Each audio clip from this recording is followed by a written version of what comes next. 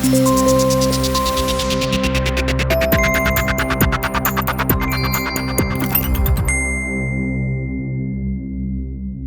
Scots cyclist on his 7th attempt to ride around the world has told how he is happy to be alive after being knocked off his bike in the US. Josh Quigley from Livingston had to be airlifted to hospital after suffering a fractured pelvis, ribs, skull and a pierced lung after being hit from behind by a car whilst cycling through the state of Texas. It means that his new attempt is on hold, as it will be at least 2 months before he can walk again.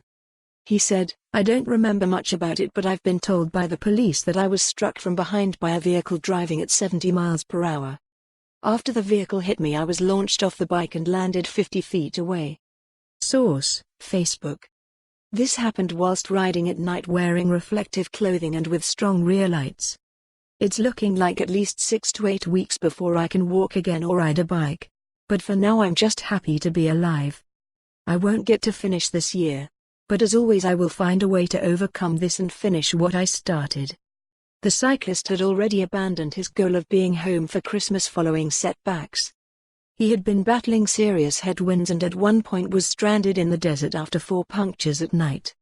He had hoped to spend Christmas with his mum after losing his dad last year. He added, "I'm not sure where we go from here. Not sure how long they will want to keep me in hospital in America. It would obviously be easier to be back at a hospital in Scotland for my recovery and rehabilitation. But right now I am in no fit state to fly and in a lot of pain. I'm not thinking about cycling right now. But looking like I'm going to have to get back to Scotland at some stage.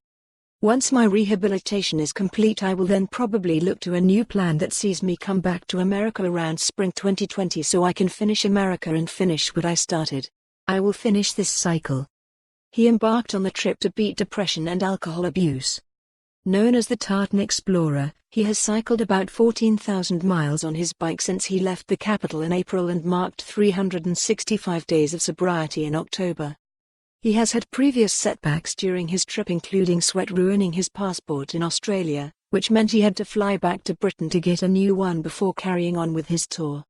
In April, just weeks into his world attempt, thieves stole his bike, which he nicknamed Braveheart, from outside a hostel in London. He overcame that setback, buying another bike and traveling on to France. In 2015, after splitting from his long-term girlfriend, Mr. Quigley was suffering badly with depression, and tried to take his own life. He said he crashed his car at about 70 miles per hour on the motorway but survived. He went to see Sir Chris Hoy speaking in Edinburgh and felt inspired to get over. For more on this story, visit the news article link.